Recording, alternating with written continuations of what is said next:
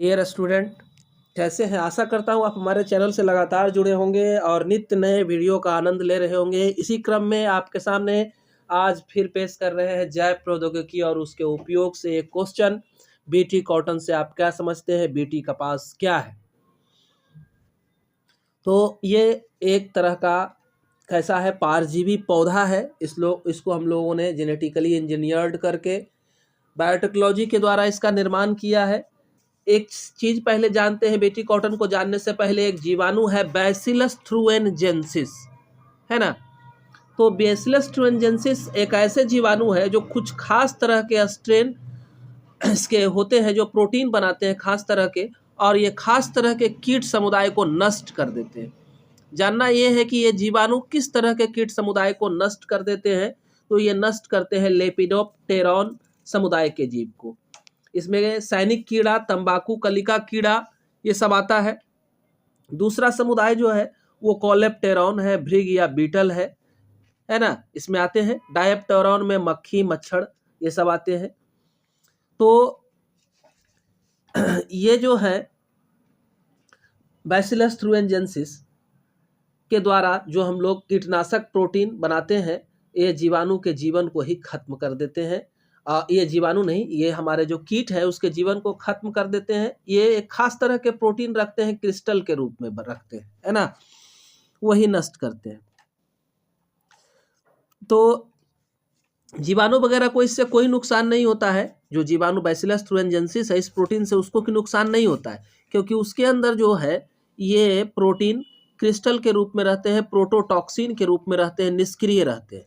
लेकिन जैसे ही कोई कीट इनको खाता है, पत्तियों पर ये मौजूद है, पत्तियों को जैसे ही ये खाया, कौन मौजूद है? सूक्ष्मजीव मौजूद है, जीवाणु बैसिलस थ्रूएनजेंसिस मौजूद है। जैसे ही उसको कीट ने खाया, ये उसके अंदर पहुंचते हैं और उनके आंत के क्षारीय पीएच के कारण ये प्रोटीन सक्रिय हो जाते हैं और करते क्या है, तो आंत के एपिथेलियम को छेद कर देते हैं, है ना। और इससे वो फूल जाता है, फट जाता है। और जब पेट ही फट जाएगा कीटाणु का, ये हमारा कीट का, तो वो बचेगा कैसे? वो मर जाता है ना। तो इस तरह से वो उनको नष्ट करते हैं, समझ गए।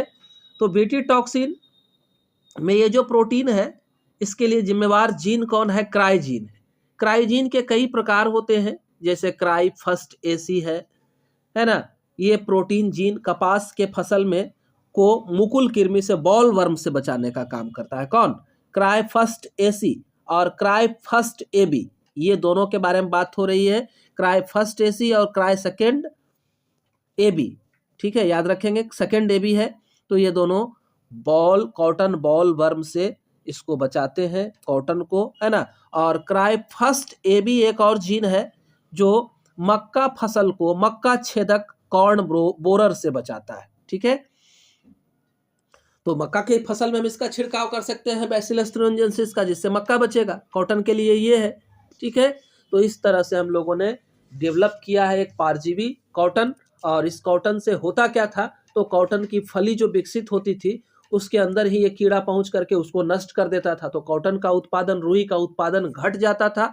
उससे बचने के लिए हम लोगों ने इसका विकास किया और इस तरह से हमारे पास जो है काफ़ी डेवलप और काफ़ी ज़्यादा मात्रा में होने लगा उत्पादन। लेकिन कुछ नुकसान भी है कई तरह के। अब ये सारे जीव जो है वो तो मर जाएंगे, इससे नुकसान हमें ये हुआ। तो ये आपका बीटी कॉटन से क्वेश्चन रहेगा, आपको इस तरह से लिखना है। वीडियो पसंद आए लाइक बटन जरूर दबाएंगे। हमारे वीडियो लगातार आप तक मिलते रहे, इसलिए सब्सक्राइब करेंगे चैनल को, तब हमारे नोटिफिकेशन आप तक पहुंचते रहेंगे। धन्यवाद।